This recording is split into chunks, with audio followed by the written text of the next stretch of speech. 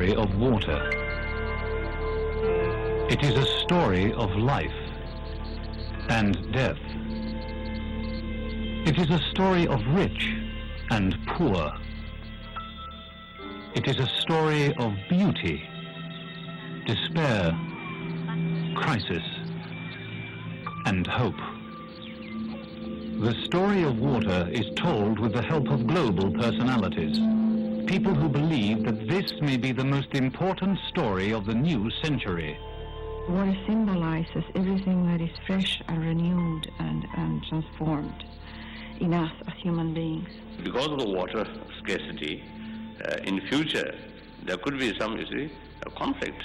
The poor are paying too high a price for water. In this episode, we will meet these people and learn some startling facts about the current situation of our global supply of water, the drop of life.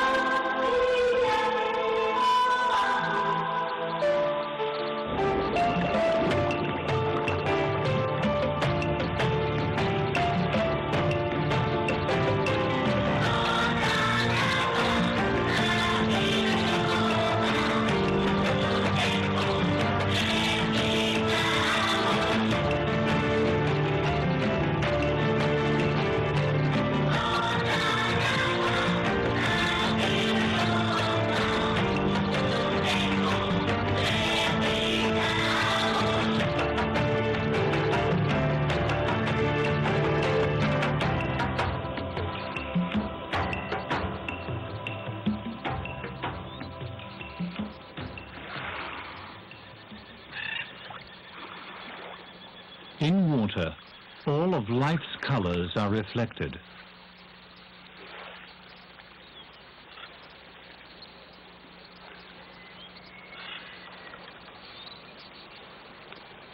In its timeless, nurturing grace, water inspires poets, artists, and world leaders alike. World leaders such as UN Secretary-General Kofi Annan. I'm someone who loves nature. One of the things I find most relaxing is to be in the woods, to be in the forest, to sit by the riverbank and watch the water flow by. And I've got to the stage when I look at a river and I look at the water, what strikes me is how clean or dirty it is. But when you sit by a river that is clean, that has been protected, that has been respected by the inhabitants, and you see the rivers, the leaves float by, it's so clean, you see the fish swimming, and all alone by the river with birds singing, you realize how fortunate one is to be able to have that moment to enjoy, to be in nature and enjoy a river which is clean and alive.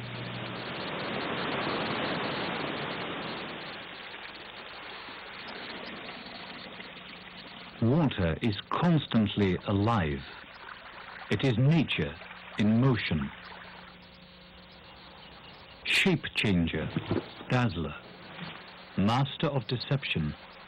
Water appears, disappears, and returns. As water changes, so does the course of humanity. One who has witnessed such changes is Shimon Peres, president of the Peres Peace Foundation. Water streams to history as a very shining and challenging ingredients in the making of the people.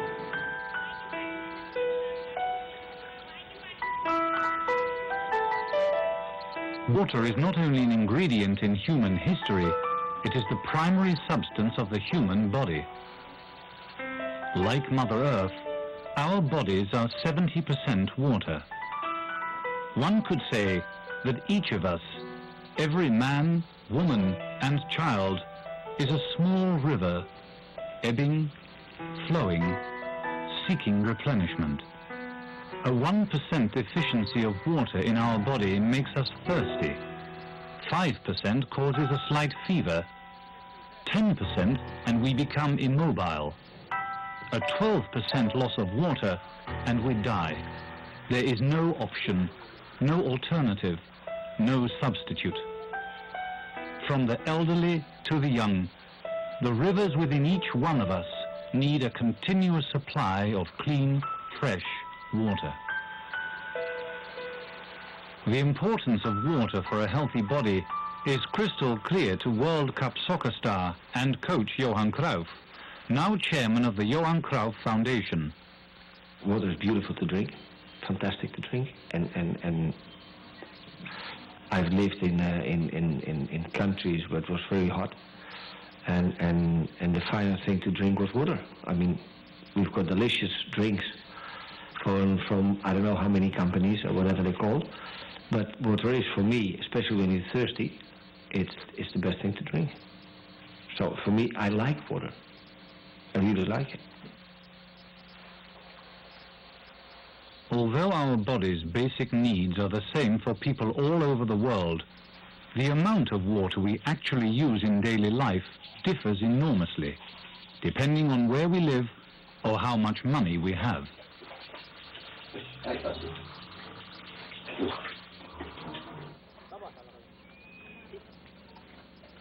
In Africa, an average Maasai family survives on less than 5 liters of water per person per day.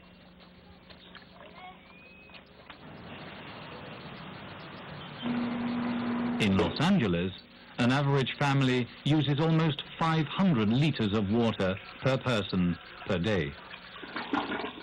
Our daily use of water is sometimes determined more by our attitudes than the geography of where we live.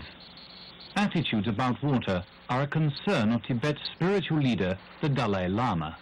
I want to say water in daily life through, let's say, pipe, through taps, apparently as if something limitless. Is not the case. There's limitation. On one hand, our whole life depends on water, and that very thing limitations there. So we have the responsibility to take care about water. That I want to say. Carefully collecting, transporting and storing water.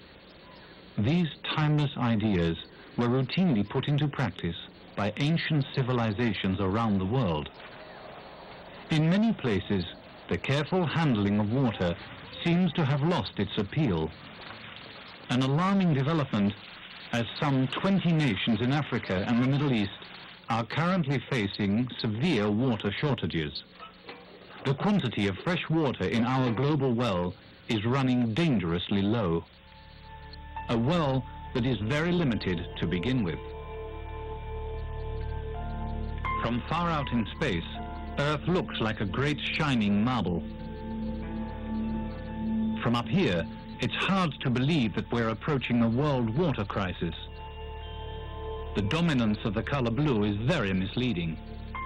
While water covers approximately 70% of the Earth's surface, almost 97.5% of it is salt water.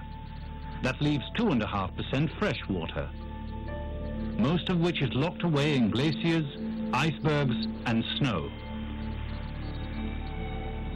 What's left is found in either surface water, our ponds, lakes and rivers, or in aquifers, formations of groundwater sunk deep below our feet. The sum total of all of these available freshwater sources is a little less than 1%. 1% of Earth's water for all of humankind. 1%. With such a limited amount available, it is cause for alarm that even our coastal waters are showing evidence of humans' toxic lifestyles. Ted Danson, actor, environmentalist, and president of the American Oceans Campaign, is working to stop the source of coastal pollution. I'm concerned about being able to swim and fish off the beaches in that first 30 miles of coastal waters. I'm concerned about that. Well, I cannot just look at that and say, what is the problem? I have to go to the top of the mountain, and I have to look at where the water comes from to begin with, and watch what happens as it goes all the way down. I mean, if you follow nature, you know, the natural path of water, and you look at what we do to it all the way down, that's where you have to solve the problem. As water flows from the mountaintop to the sea, it carries evidence of humankind's collective irresponsibility. Every year, chemical contamination and waterborne diseases kill 50 million people. Some of this pollution comes from human waste, some from agricultural waste, and some from industrial waste. Together, they are choking our rivers and contaminating our groundwater. Painfully, we are learning that the penalty for polluting our water is severe. Every 8 seconds, somewhere in the world, a child dies of a water-related disease. For many years, prize-winning author and environmentalist Isabel Allende has been concerned about these disturbing developments. In my very early 20s, I was working for the Food and Agriculture Organization of the United Nations in a program called the Hunger Campaign, in which there were all kinds of predictions about how the world would go hungry and people would start killing each other for a glass of water or killing each other for a piece of bread. And although those predictions have not come true as they were expected, there is a problem. And I became very aware then of how precious water is. For the first time, I started thinking from where it comes and what it takes to bring the water to each person, what water means to agriculture, and why there are places that are so well developed and others that are not, and it depends mostly on the water, why there are wars about a drop of water. All that I learned when I was working for FAO, but very few people have the privilege of learning that. So for me it was like a revelation. I have become all my life very aware of the resources.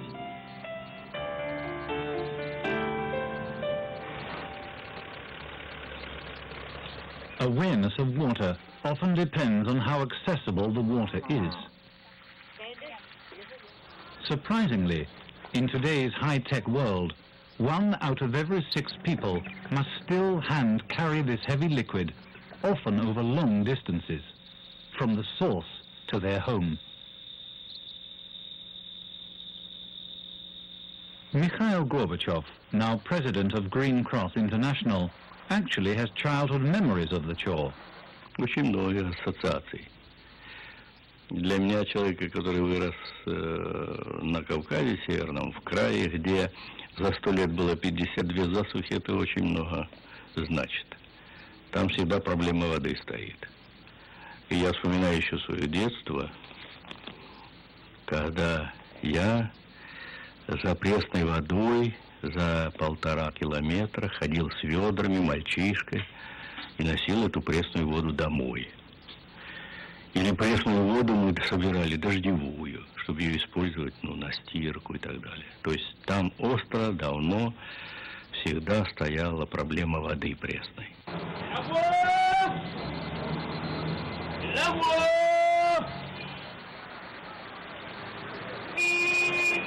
Whether by foot or by machine, the need to transport water is universal. Water transportation systems come in many forms. The construction and maintenance of these systems always involves money. For the poor, this financial burden is especially hard, and some pay as much as 20% of their income to private water vendors. As water comes to us through a pipeline, from a truck, or a subsidized tap, there is a price to pay. Who owns the resource and controls the price is a concern for business leader Anita Roddick, president of the Body Shop. The subjects of the United Kingdom no longer own the waterways. It used to be an inalienable right to have the water, to own the waterways, as all subjects should. So now companies have come in, privatize the water, say that there's an economic value on that water, and we will sell that water to the highest bidder. So you'll have one water company in the north of England selling to Spain because they get the most money from that. And so you'll have towns, when we've had some sort of mini drought, where there's no water coming through in the houses, and they have to go into the local, along the streets, turn on a tap. And that's one of the great tragedies when you get the resources having an economic value for a few people rather than a value for the communities that should share that. I think that's a huge dilemma.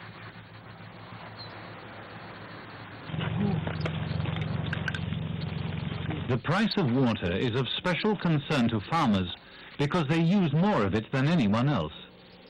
Agriculture uses no less than 70% of our fresh water supply.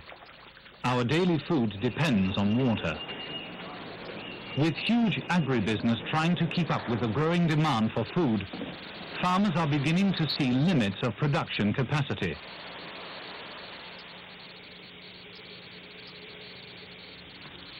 The heritage of Jimmy Carter, former President of the United States, springs from the soil. He sees the agricultural issues very clearly. Well, as a farmer myself, I still see the problem with water, but it's changed dramatically since I was a boy. Back then, there was no such thing as irrigation. All of the natural erupting springs out of the ground were flowing, and the streams were full of water. And then came along irrigation, where tremendous wells were dug and vast quantities of water were sprayed into the air, some of which falls on the crops and makes them grow. And now the water level, the subterranean water level, the aquifer, is falling very rapidly. And the farmers know it. And now it's very difficult to get a permit to dig another irrigation well. You have to wait in line, and then you have to prove a real need. So I think for the first time in history, Georgia farmers, the ones I know, are beginning to realize that they have to conserve water.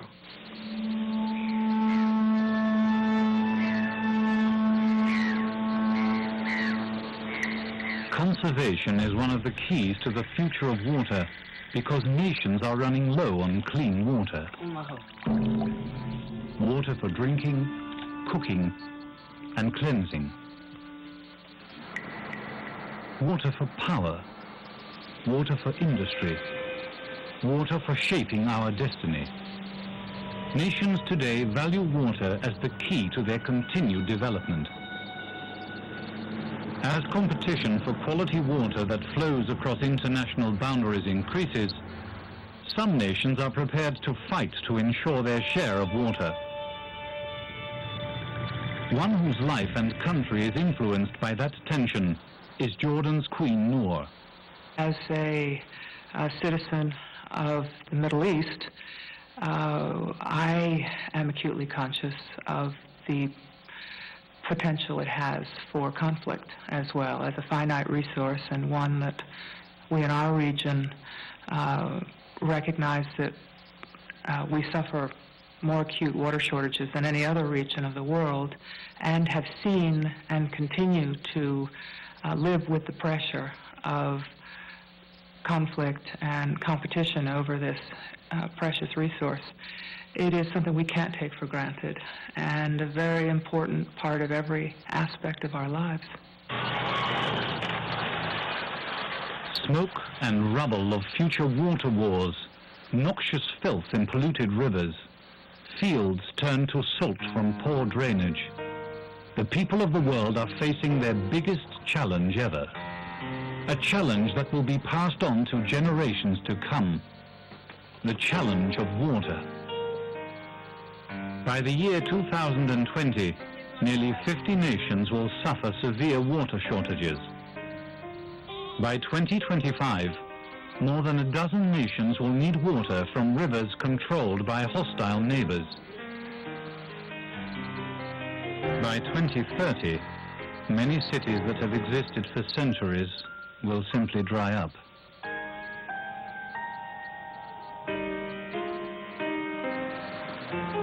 Six billion people now inhabit the Earth. By the year 2050, that figure may double. Yet the planet's available water supply will remain the same. And the quality of this supply is deteriorating. I guess it's a good news, bad news, you know. Bad news is we're running out of water. We're overusing it, using it poorly, polluting it, poisoning it. But the good news is we're going to have to do something about it, because the reason why we need a plan is we're having problems now with the population on the Earth being however many billions. In 50, 60 years, they say we will double our population. Well, you're going to have to, you better have a plan. You better start reusing and, conserving your water, because it will become the issue.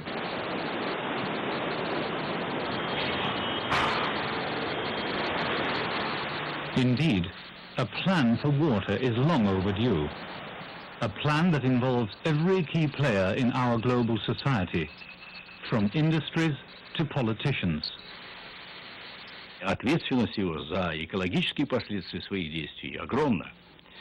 Поэтому многое может сделать частный сектор. И я думаю, он не меньше заинтересован, чем все люди. И понимание, к счастью, понимание сейчас такое ответственности за экологию, в том числе и за эффективное использование пресной воды, растет. А значит, появляются и возможности принимать и региональное законодательство, национальное законодательство, региональное законодательство и местное законодательство, которые выводят на какие-то правила поведения и на правила, которые rегулируют использование пресной воды. Ajutorul dumnealor, cu ajutorul altor, cum e și la alte... Vom ajunge așa la rezolvarea problemei, să luăm parte și noi toți activi din acest sat. Real change begins with people. History has proven that individuals do make a difference. What I would say is that individuals should never underestimate their own influence and the role they can play in changing things for the better. I think they should speak up. They should be able to say in their community, stop polluting our rivers, stop wasting water. I can't take this anymore, and begin to talk to their neighbors and friends, and begin to organize and let the policymakers and the local government, district government, or the national government know that they are concerned. There's lots of material on this out there, and they can organize themselves, share the information with their friends, and challenge their governments.